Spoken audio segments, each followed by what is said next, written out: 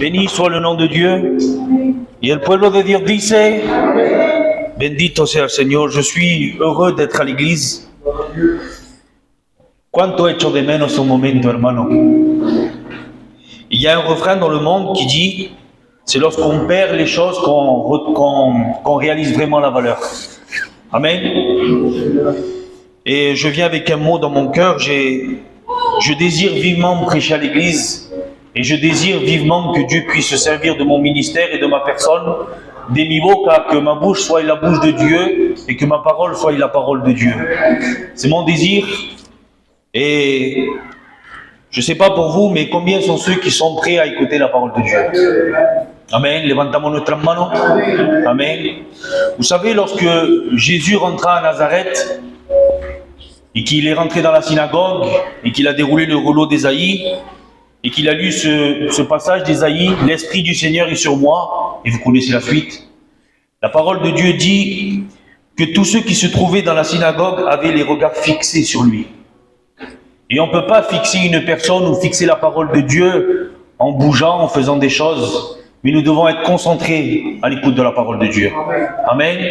Je le crois de tout mon cœur que vous êtes concentrés, et pour celui qui n'est pas concentré, eh bien concentre-toi. Amen. Et j'ai un mot sur mon cœur, c'est un conseil que l'apôtre Paul va dire à Timothée. Et c'est un conseil qui me plaît par-dessus tout.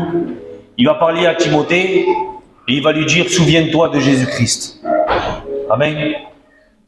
Et c'est un des merveilleux conseils que Paul a pu donner.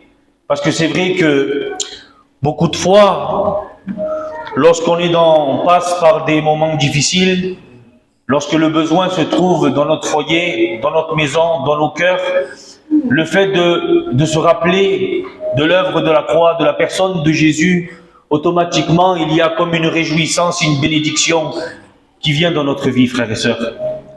Vous savez, comme je le dis souvent, il y a des grands hommes de Dieu dans la parole de Dieu. Abraham, Moïse, Gédéon, ça a été chanté. C'est des hommes qui ont été choisis, bénis par Dieu. Mais il n'y a pas comme notre Seigneur Jésus-Christ. Hermano, celui qui t'a donné la vie, celui qui t'a pardonné de tes péchés, ce n'est pas Moïse, ce n'est pas Abraham, mais ça a été Jésus. C'est vrai, Théo Juan. Et j'aime dire ça, et c'est le conseil que je veux donner à toutes les églises où je veux prêcher. Mais nous devons être passionnés par la personne de Jésus. Amen. Et voilà le mot qu'il y a dans mon cœur, c'est « Souviens-toi de Jésus-Christ ». Et lorsqu'on se souvient de Jésus-Christ, automatiquement on se souvient de l'œuvre de la croix, on se souvient des souffrances de Christ. Et le besoin est dans notre cœur, et je ne sais pas pour vous, frères et sœurs, mais je ne connais pas une personne qui s'est levée de bon matin et qui a dit « Je vais aller à la réunion, écouter la parole de Dieu et j'ai envie de rencontrer Dieu ». Moi, je ne connais pas une personne comme ça. Mais il y a le besoin dans notre cœur qui nous a poussé à venir à écouter la parole de Dieu. Il y a mon besoin à moi qui me pousse à venir auprès et face à la parole de Dieu, mais la parole de Dieu va révéler le réel besoin qu'il y a dans notre vie. Il y a un exemple dans la parole de Dieu, et c'est ce texte-là, c'est cette histoire-là que je voudrais prêcher ce soir. Et ça se trouve dans l'évangile de Marc, chapitre 10, et verset 46. C'est une histoire qui a été prêchée plusieurs fois, mais il y a beaucoup de richesse dans la parole de Dieu. Et la parole de Dieu va dire ainsi, ils arrivèrent à Jéricho, et lorsque Jésus en sortit avec ses disciples et une assez grande foule, le fils de Timée, Bartimée, mendiant et aveugle, était assis au bord du chemin. Il entendit que c'était Jésus de Nazareth, et il se mit à crier, fils de David, Jésus, aie pitié de moi. Plusieurs le reprenaient pour le faire taire, mais il criait beaucoup plus fort, « Fils de David, aie pitié de moi !» Jésus s'arrêta et dit, « Appelez-le !» Ils appelèrent l'aveugle en disant, « Prends courage, lève-toi, et il t'appelle. » Amen. On va prier le Seigneur, on va se présenter devant Dieu et demande à Dieu que Dieu puisse te parler. Amen. Le voy a pedir al tapón, ¿puede orar el Señor, mi hermano? Juan, sígueme. Y el pueblo dice, Amen. No sé cómo el Señor va diriger ce message, mais je le sais que Dieu va parler à des cœurs. Amen. Et puis l'histoire que je viens de lire, c'est un homme qui s'appelle Bartimée, et la signification de son nom veut dire fils de Timée. Et Timée veut dire honorer Dieu. Et puis on voit que dans cette scène-là, il y a le père qui s'appelle Timée. Automatiquement, il y a la mère, il y a la famille et il y a Bartimée. Et puis comme je disais, le nom de Timée veut dire honorer Dieu. Et puis c'est pour ça que j'ai commencé ma prédication en disant qu'il y a ton besoin à toi, qu'il y a en toi, dans ton foyer, qui te pousse à venir à la parole de Dieu. Mais après, il y a, face à la parole de Dieu, il y a le besoin qui est révélé par la parole de Dieu. Et je crois de tout mon cœur qu'il est bon que nos besoins soient révélés par la parole de Dieu. Amen. Et puis là, c'est l'histoire d'un homme que lui, il s'appelle Timée, son nom veut dire honorer Dieu. Et puis lui, c'est peut-être une personne, un chrétien comme toi et moi. Et peut-être qu'il a un foyer, il a une femme, il a d'autres enfants. Et peut-être qu'il même, c'est même sûr, mais il a une vie de prière, une vie de Dieu. Et puis, quelle souffrance pour un père et pour une mère lorsque le besoin est dans son foyer. Quelle souffrance pour un père et une mère lorsque le besoin est dans le foyer, mais qu'on est incapable, qu'on est limité face aux besoins.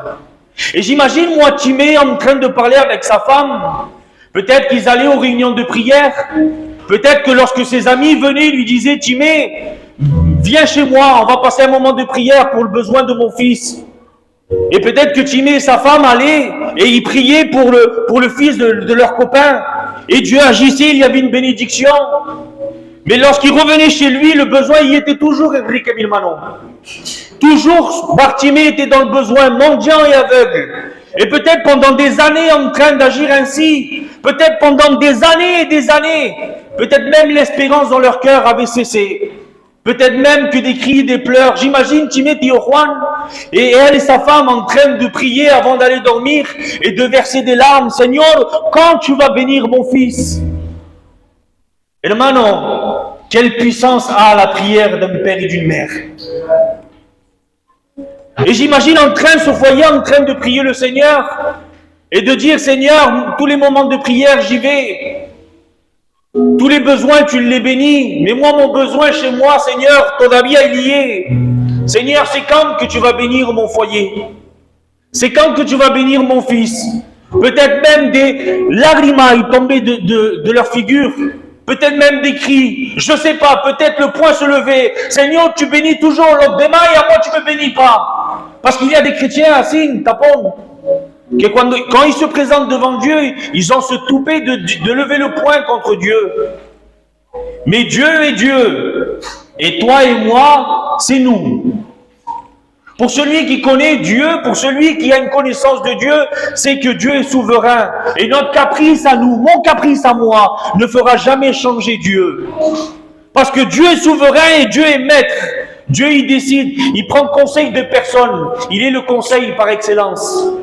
Et puis cette femme, j'imagine cet homme Timée en train de prier.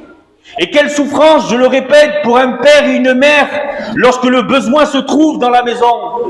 Hermano, yo tengo mi niña, j'ai ma fille, moi, qui est en pleine santé. Elle est même forte. Je le dis parce qu'elle y est pas ce soir. Mais moi, ma fille, des fois, je la dépose à l'école, Juan Sulmano. Et je vois, je suis avec elle, tapon. Il est dit, Esther, elle me fait de la peine, ma fille. Vous l'avez eu ce sentiment de voir vos enfants, ils vous font de la peine. Et puis elle me dit, mais pourquoi tu as de la peine? Elle est en bonne santé, elle va à l'école, non les fartana, pourquoi tu as de la peine? Je dis, je sais pas, c'est ma fille, je l'aime et j'ai de la peine pour elle. Imaginez une chose, moi ma fille elle est en bonne santé et elle me fait de la peine.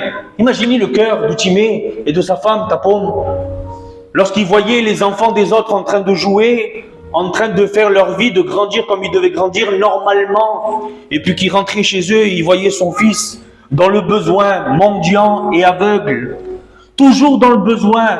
Les jours passaient et ça ne changeait pas. Les semaines passaient et ça ne changeait pas. Les années passaient et ça ne changeait pas. L'espérance, elle avait disparu. Había perdu l'esperanza. Et puis là, peut-être, c'est la situation des parents. C'est vrai. Mais maintenant, on se met à la place de Bartimée.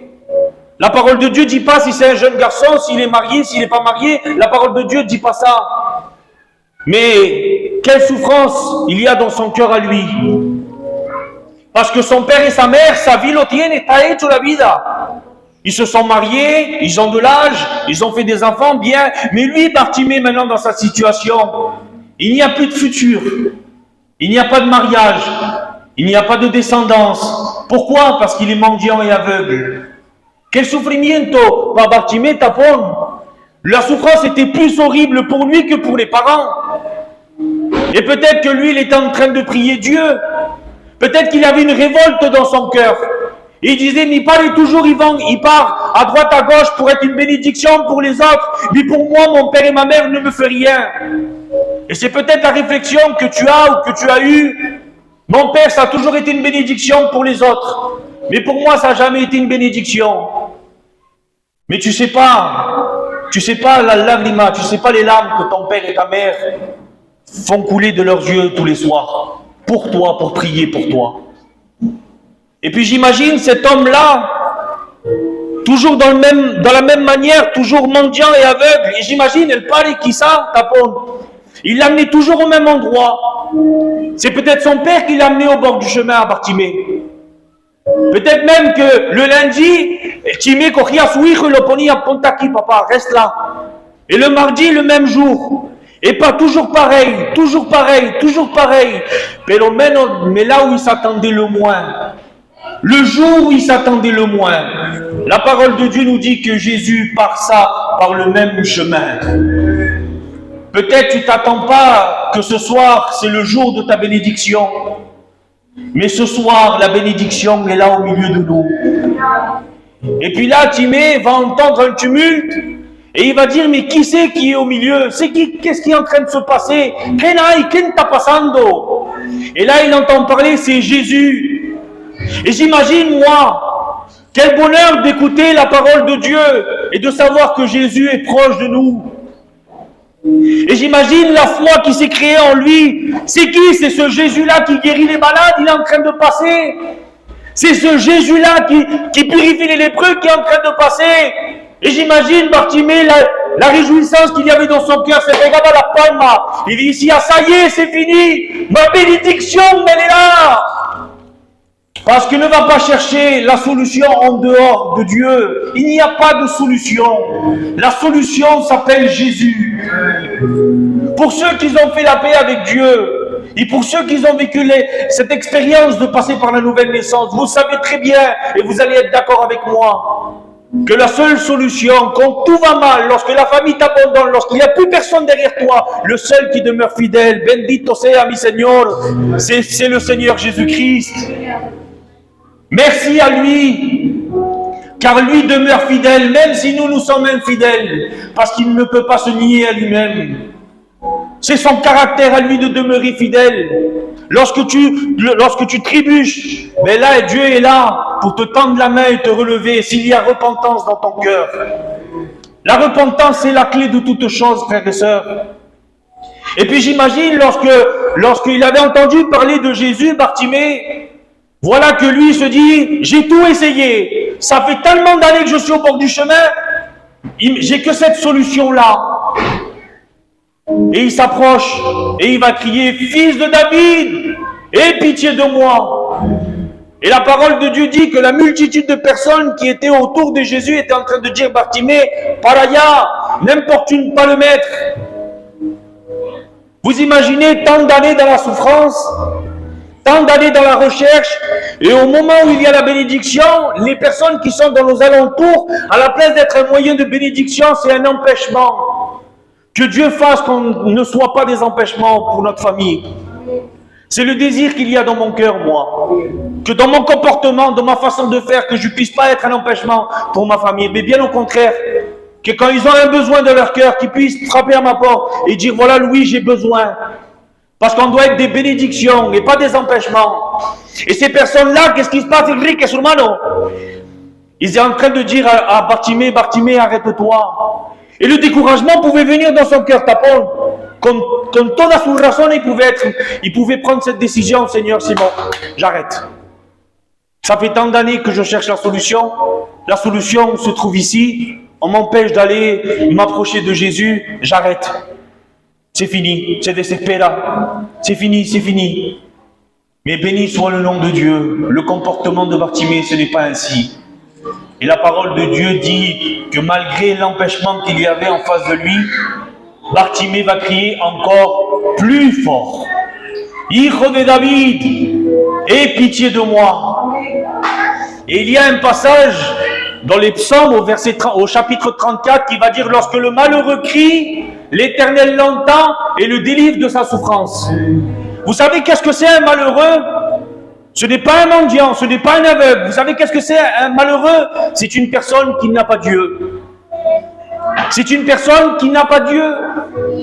Alors, il n'y a que les malheureux qui peuvent crier à l'Éternel. Non, si on continue encore les versets dans le chapitre 34, il va dire: lorsque le juste crie, l'Éternel l'entend et le délivre de sa souffrance. Qui est le juste? Celui qui a été justifié par le Christ. Le diable peut tout arrêter. Il peut même fermer ta bouche, couper ta voix. Il peut tout faire. Mais il y a une seule chose que le diable ne peut pas faire. C'est t'arrêter et t'empêcher de crier.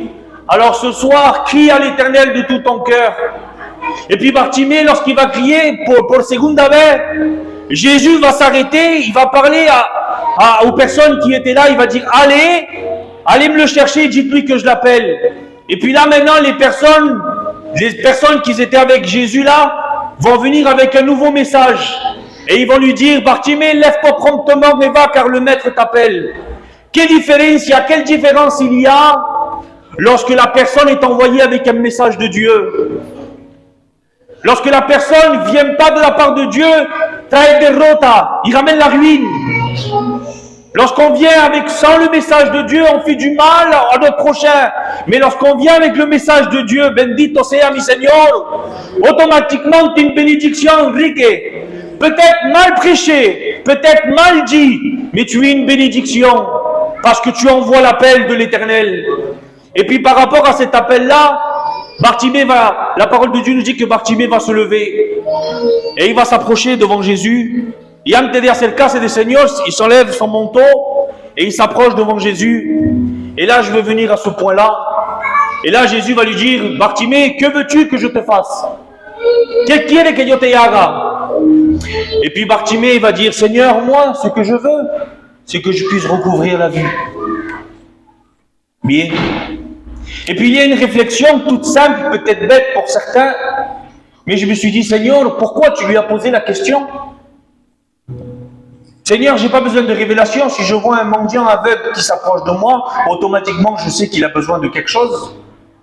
Moi, en étant humain, en étant limité, je le sais. Seigneur, toi, en étant Dieu, tu sais.